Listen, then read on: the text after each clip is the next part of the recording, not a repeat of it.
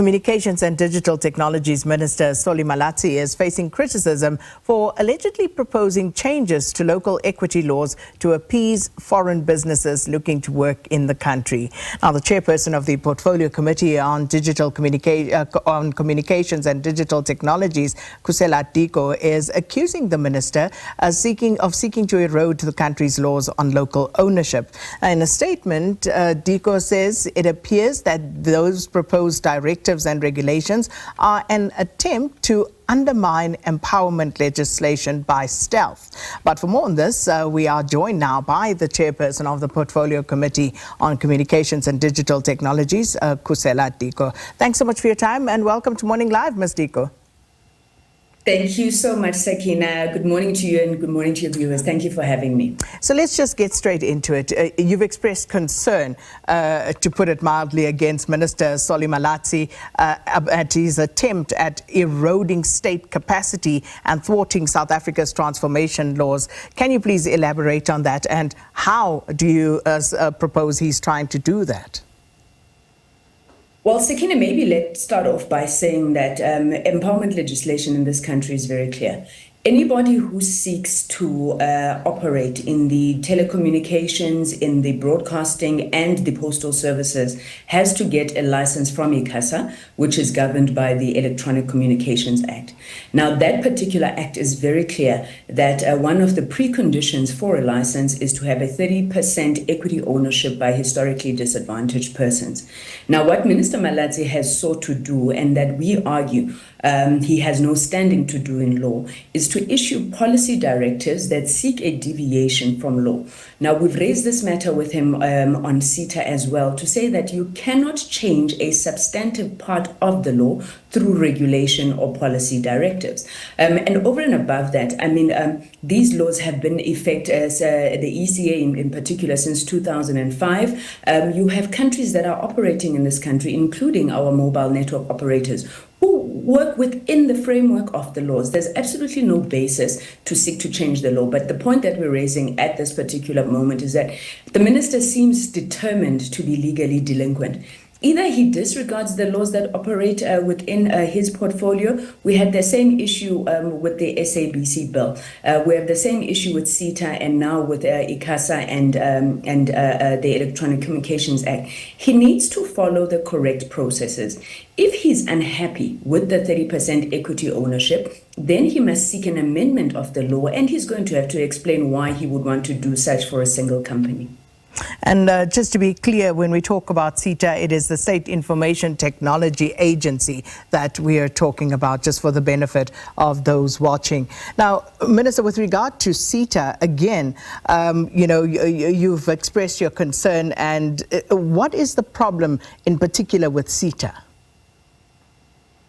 Yeah, I like how you framed that question, Sakina. The problem with SITA is that its clients, government departments, provincial government, in some certain instances, municipalities, and by necessary implication, the rest of the public is not happy with the services that SITA provides. SITA is the sole procurement agency on behalf of government. The SITA Act explicitly says that SITA must provide certain services, may provide other services. And in that act, Minister Malatsi is wanting to, again, circumvent and cut corners around devolving the powers of SITA to government departments. He has indicated in Parliament that because of the unhappiness of client departments, those functions must just go back to the government departments, effectively throwing out the baby in the bathwater. Now, what we're saying to the minister, once again, you are not empowered in law to be able to do that, because those are functions that legislators gave to SITA in particular, and our role is to play oversight to ensure that you implement them to the letter, or alternatively you seek to amend the act.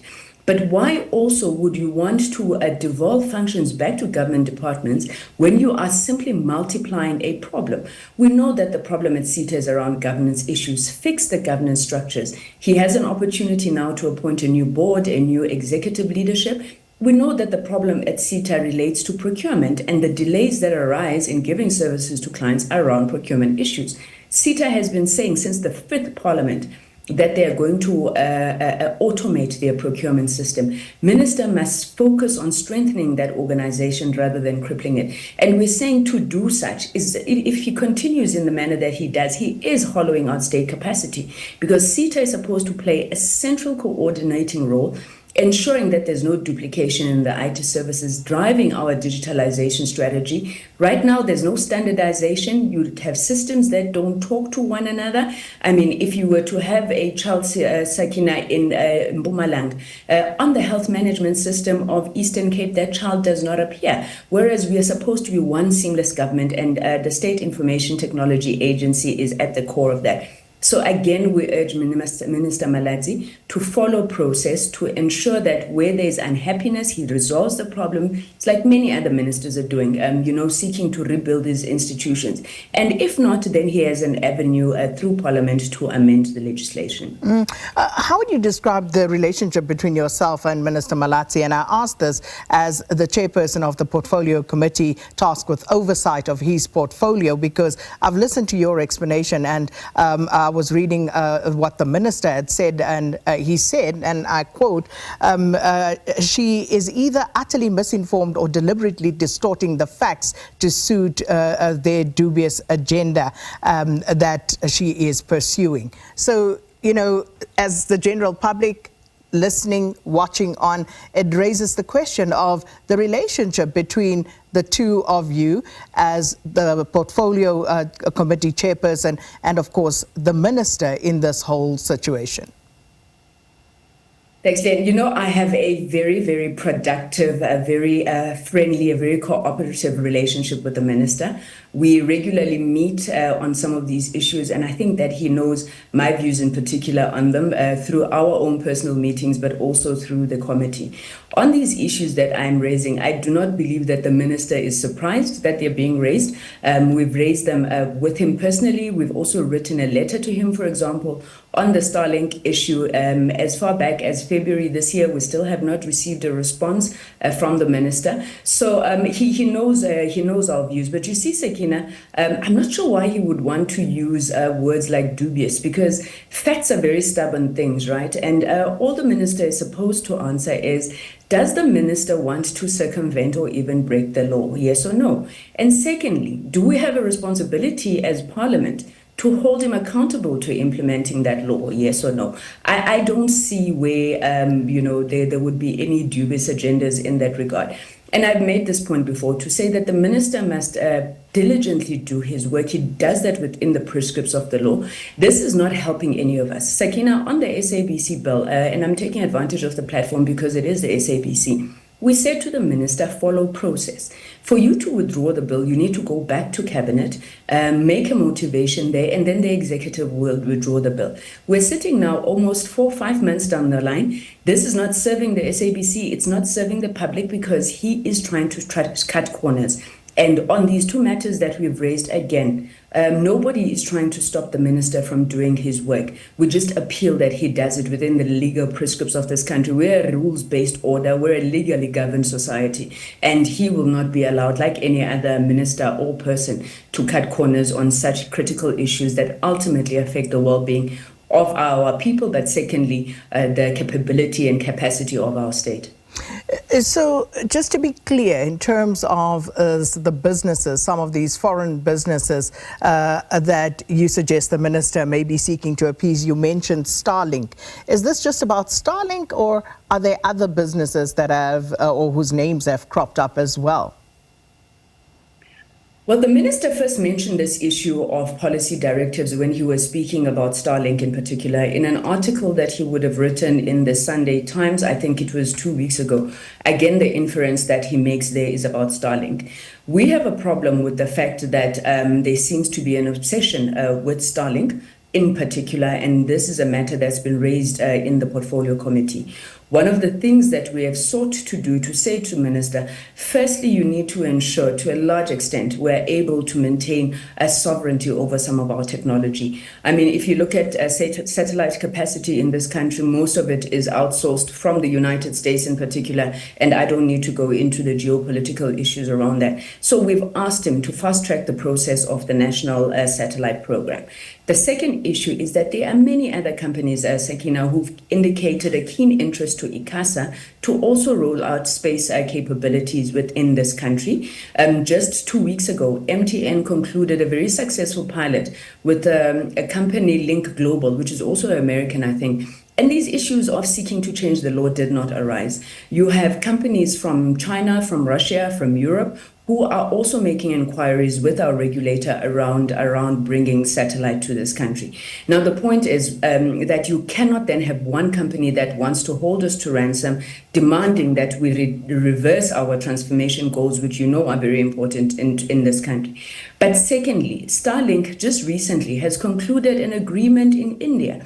The government of India said you are not going to be able to participate in India unless you go into local partnership with our two dominant service providers, and that is what they did. You have a situation right now in America where President Trump is mulling over who must partner amongst the American companies with TikTok, because again, they say these are the conditions for operating within our jurisdiction. So what we are saying is nothing that is unprecedented. There's nothing that is not done elsewhere in the world. And we are urging the minister to really just stick to the letter and spirit of our laws. And where there's a motivation for him to change the law, then we can have that discussion when the time comes. And we press for time, but I quickly want to squeeze this question in, Ms. Diko. What is your reaction to the Gauteng High Court and the order that was handed down for the 31 March analog switch-off deadline being suspended? Sakina, we noted that the first part of the order was decided, which effectively, I suppose, interdicts government from switching off the analog signal. We understand that the minister is still set to brief cabinet on the way forward. But as Parliament, we've never made our views a secret around this. Firstly, we never thought that court case was winnable. We'll see when Part B is decided. But secondly, even if it was winnable, we don't think that it's in the best interest of the public broadcaster. It's not in the interest of free-to-air broadcasters or community media. SABC stands to lose between 20 and 30% of its revenue in the event that we switch off the analog signal. To date, this project has been running for years, and I must say that we support the minister in wanting to switch off, but it cannot be at the expense of the SABC. You are sitting in a situation right now where advertisers are refusing to sign long-term contracts with the SABC because they did not know what would happen post the 31st of March deadline. So we're hoping that this matter is going to be resolved as speedily as possible. If we were to give any advice to the minister, is to really just bring all parties around the table, find one another, agree on a date, because those are part of the issues that are raised in the court case. Agree on a date for switch off, and all parties need to have skin in the game. I would go so far as to say that maybe the broadcasters need to help government and carry some of the dual illumination signal, because it becomes very expensive to government to be able to do that. But I think we'll wait and see. At this point, we welcome the fact that we can still see you on our television screens, even where people do not have digital services, and we're hoping that a resolution shall be reached very soon on this matter. Ms. Diko, we'll leave it there. Thanks so much for your time this morning. Khusela Diko is the chairperson of the Portfolio Committee on Communications and Digital Technologies, and speaking there about what has been said. The Minister, Solly Malatsi, accused of trying to change a law on local ownership to appease foreign businesses looking to work in the country.